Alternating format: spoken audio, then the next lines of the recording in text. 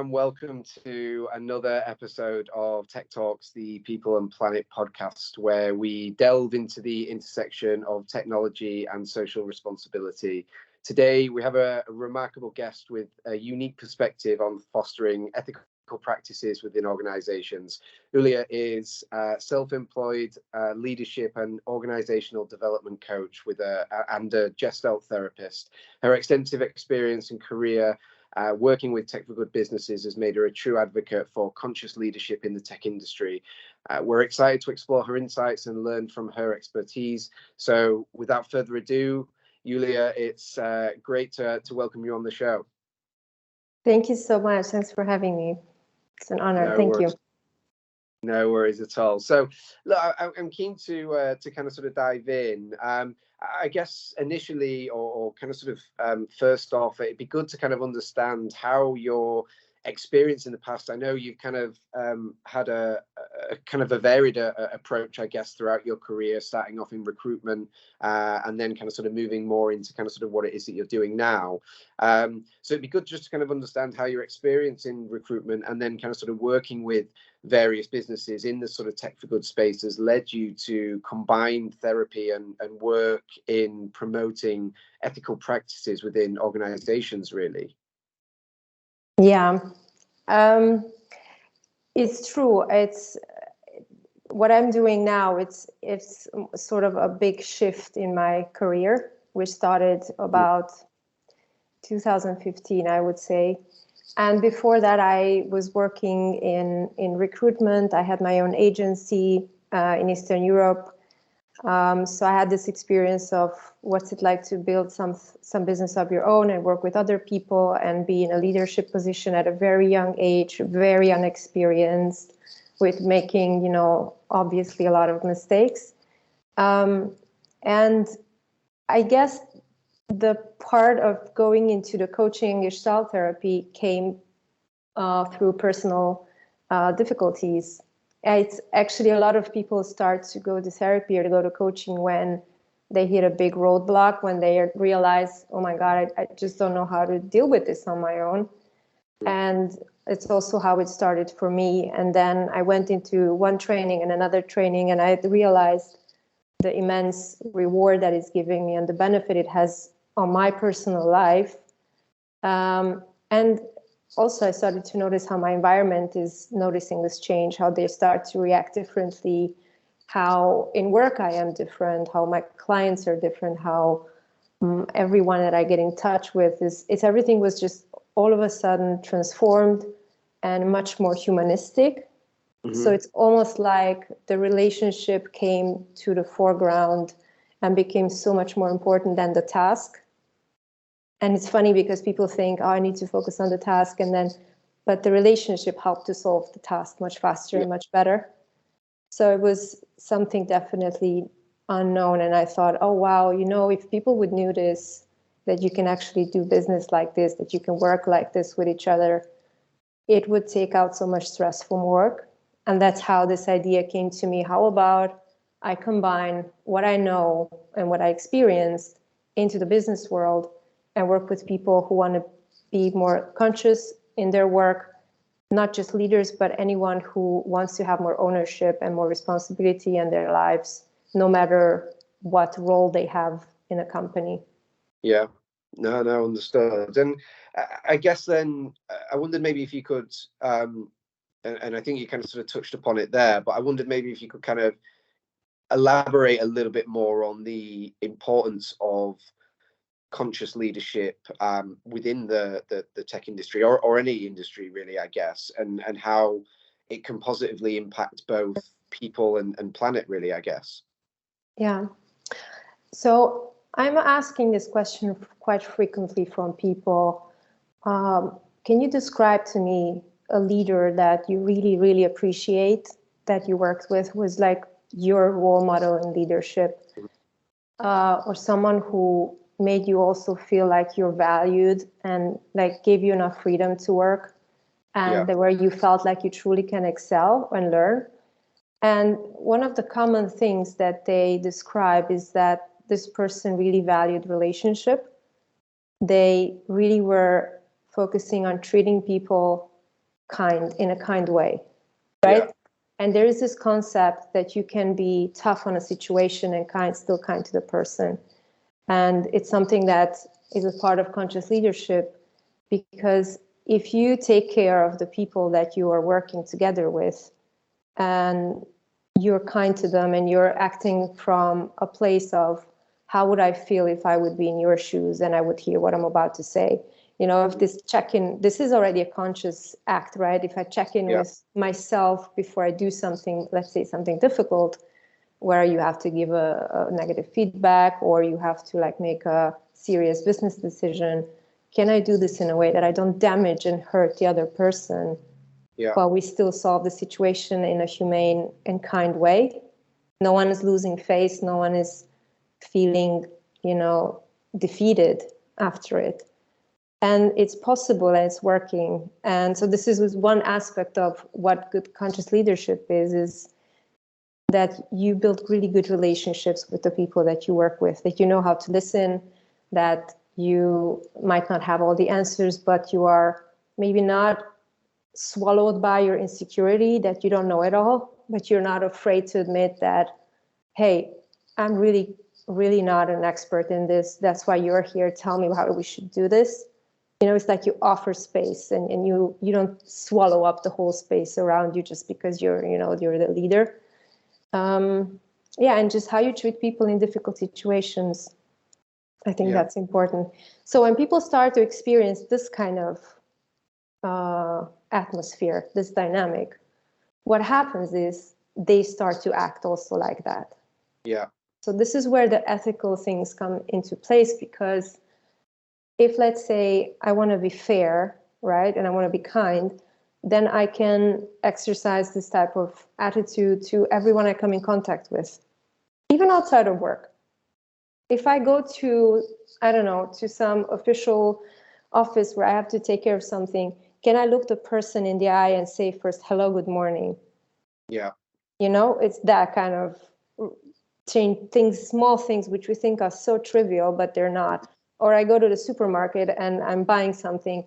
Do you see how many people don't acknowledge the person who is, scanning their product? They don't even look at them. They don't even say hello, nothing. And these small acts of kindness is like a ripple effect in our society as well.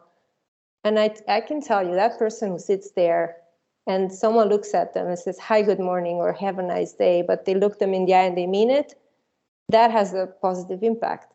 Yeah. So it comes down to so many layers: how you treat your children, how you treat your neighbor, how you treat, I don't know, a supplier or partner you work with, your clients, team members in your client's company. It can reach everything and everyone. Yeah, no, absolutely. And I think, it's something that I can certainly understand, I guess. I mean, throughout my career, I'd say I've kind of sort of had both types of managers or leadership, in terms of, I've had the ones that, you do feel more valued from, and you do feel care. And like you say, it is often down to those kind of sort of small and trivial things. And as we've said, that can really kind of sort of affect someone's ability to do the job at the highest level. It can really, I guess, encourage people when you do feel kind of sort of valued, and you have got that kind of sort of conscious leadership in place. So something I can totally understand. I know we mentioned, or sorry, I mentioned before about you kind of sort of being also not only in this kind of sort of organizational development space, but also a Gestalt therapist as well. I wondered if, for the listeners, if you could kind of sort of explain the concept of what that is and its application in creating a more aware and more transformative work environment, and maybe kind of sort of provide a couple of examples of how this has been kind of sort of implemented in real life, I guess. Okay, I'll start by explaining a bit what concept of Gestalt therapy is. It can be used the same way in coaching. It's the same in organizational consulting or organizational development as well. And you already said one of the most important keywords, awareness, because it all starts with awareness and sensation. Sensation comes from what we hear, what we smell, what we taste, what we touch. And it also comes from a very meaningful change in the body awareness. Do I start to notice what's happening in my body? So this is where it starts, awareness and sensations. This is where we work mainly. That's a lot of the work we do, because we want to map out what is the person's current reality. Because when you see clearly, and clarity is like another big keyword here, is because when you start seeing clearly, you notice different choices that you did not see before, simply because you just shift perspective and you see it from a different angle and it looks different. So you have different choices. When you have different choices, you have the power to make different decisions than before. And when you make a different decision, this is where you change things and not the other way around. And I think in many change management projects or in many maybe also forms of coaching or therapy, people come and say, I want to change. But whenever we start with change, we always start with resistance. And that's very difficult to work with, very, very difficult to work with. And even if I come to you and I say, Tony, I want to change. When you start to change me, I will resist everything you do. Yeah. Because it's just the nature of how we are. Yeah. But if I start with, so for example, let's say you go to the doctor, you have a health problem, right? You go to the doctor and the doctor looks, what's the problem? Let's fix it. And some people also come to therapy or coaching with the same mindset. I have a problem, right? Let's fix it.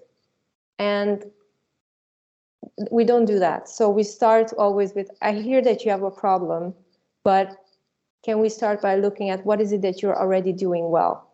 Where are your strengths? And also, very importantly, where is your support system? And then we look at the problem. Because we need to make aware what you already have and what you're already doing well. Because that's going to be a support for you along the process. And some people might think, yeah, but I know what I'm doing well, or I know, okay, can we still look at it? You know? Right. Yeah, and this is where you start to realize, oh my gosh, that's true. I'm actually really good at this, and I didn't see it this way before, you know? So you start to have that different perspective, and it starts to also impact the way you see your problem. Yeah. And the way you want to approach your problem, because it's also a choice how you want to approach your problem. Sure. So this is in a nutshell about the concept. So it's about looking first at what's going well and then looking at for potential for improvement, and not the other way around. And starting with awareness and then going to choice and decision and ultimately change, rather than starting with change and fighting with resistance. Yeah. No. So that's a bit the concept, but very, very, very briefly explained. Yeah. I could go on for hours, but I know we have time limitation. No. And an application, I can also tell you, for example, it's for any intervention or anything that a company wants to do, which is, it can be also a recruiting process. It can be an organizational development process where, let's say, a company wants to look at what are their values, what is their vision and the mission as a business. And this is a longer process, right? So one case I worked on, we really started at looking at, kind of like doing a needs analysis report, where we first look at through interviews, what is it that you already know about the values, the vision, and the mission. So first, we always map out what is the current reality, what do people think about this. And when you bring that information forth, then the team as a whole and the leadership has a choice of how we want to progress, how we want to proceed in coming to a common goal, a common vision, a common mission, how we want to define our values according to our own terms. So that's then where the collaborative process starts. And I work a lot with integration of learning. So it's very important at every session, every workshop that I have, for example, spending time on creating awareness of the awareness is very important. It's like, what did I learn today? What happened today? What did we do today together? And really summarizing it and spending time on integrating it. So it's really helpful when you work this way, because it creates so much commitment from the team, rather than you go in and you say, we need to define vision, mission, values. This is how it's going to go down. You put the team in a presentation, they listen to it, they nod, and then you're going to deal with resistance. Most of the cases where people say, I never was asked, I was never included, I was never, consulted if I care about any of these things, so why should I comply? Yeah. We see it in many companies. Yeah.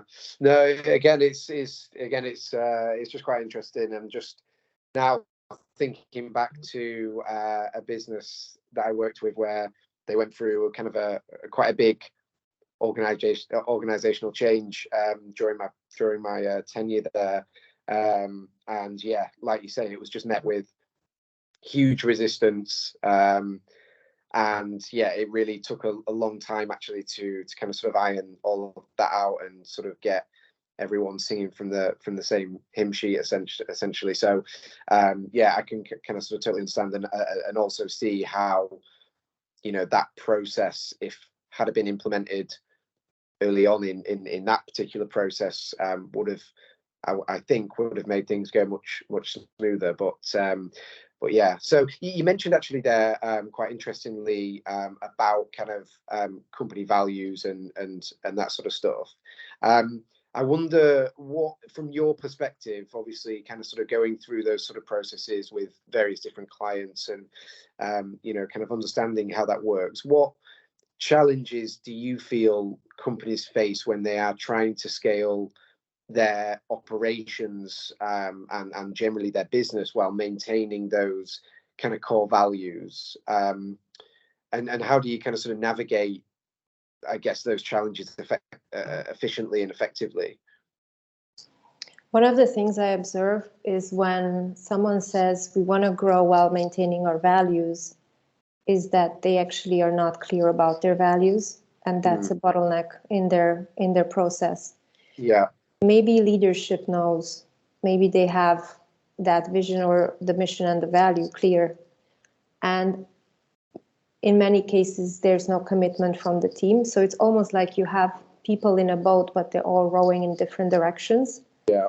And what you want to do in these cases is make sure that people are in the same boat heading towards the same direction, because once you have clarity on the basics, you can have so much clarity on, because it's very deeply connected to the business strategy, right? Yeah. So what kind of people do we want to hire? What are the competencies and skills that we need? These all come from a certain set of values, from a certain set of clarity. How we want to grow the team comes from that.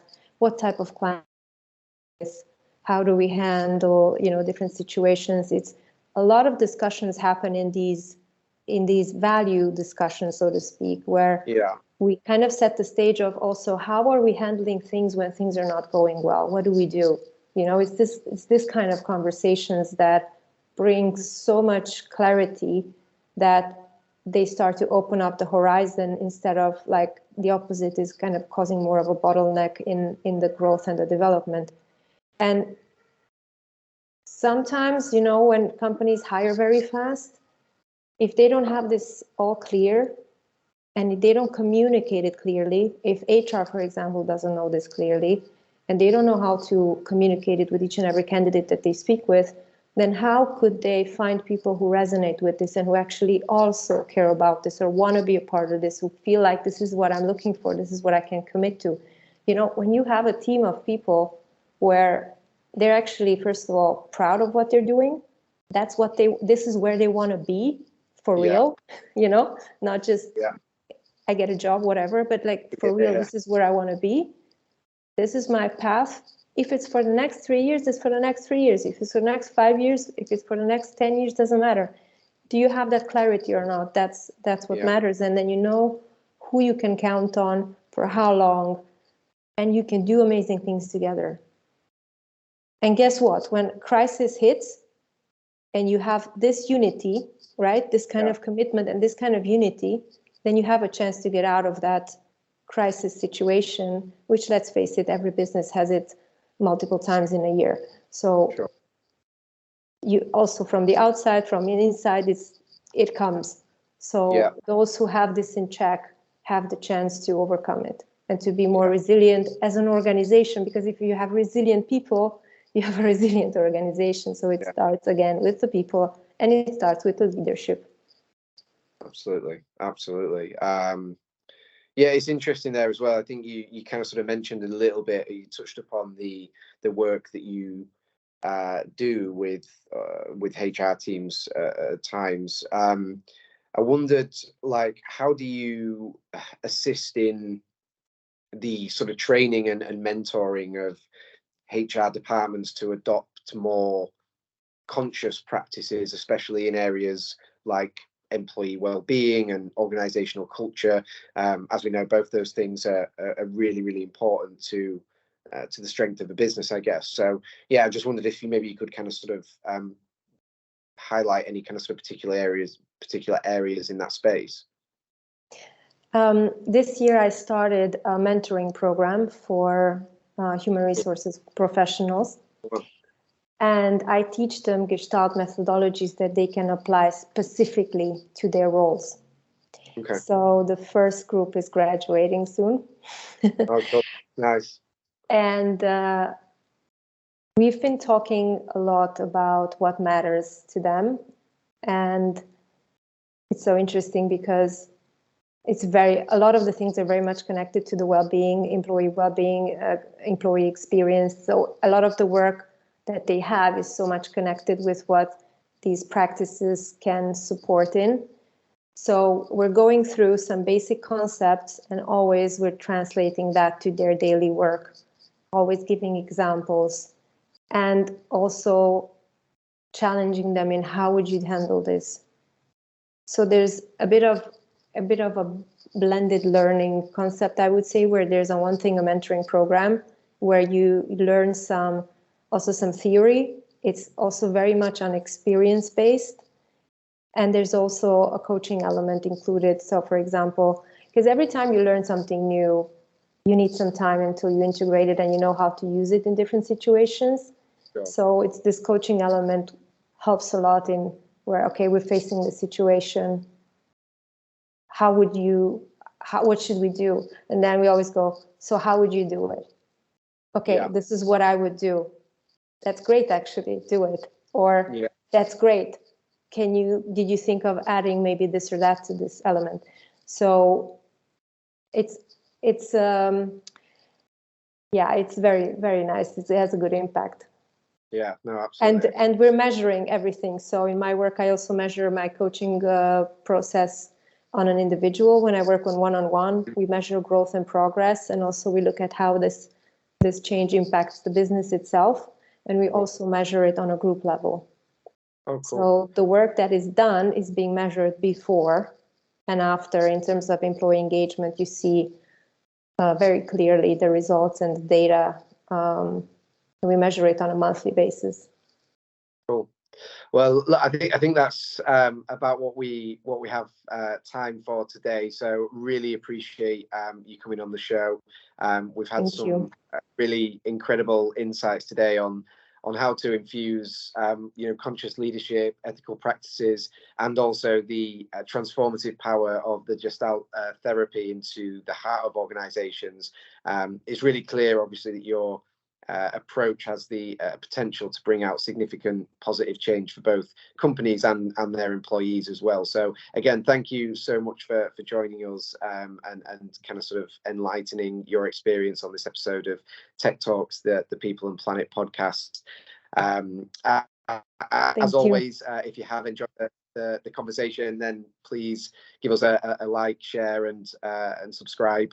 And we'll be back next week with more insightful discussions. So thanks again, and thanks for listening. Thanks for joining us, Lulia. It's been great speaking to you. Thank you so much. Thanks a lot. Bye. Take care. Bye bye. Bye bye.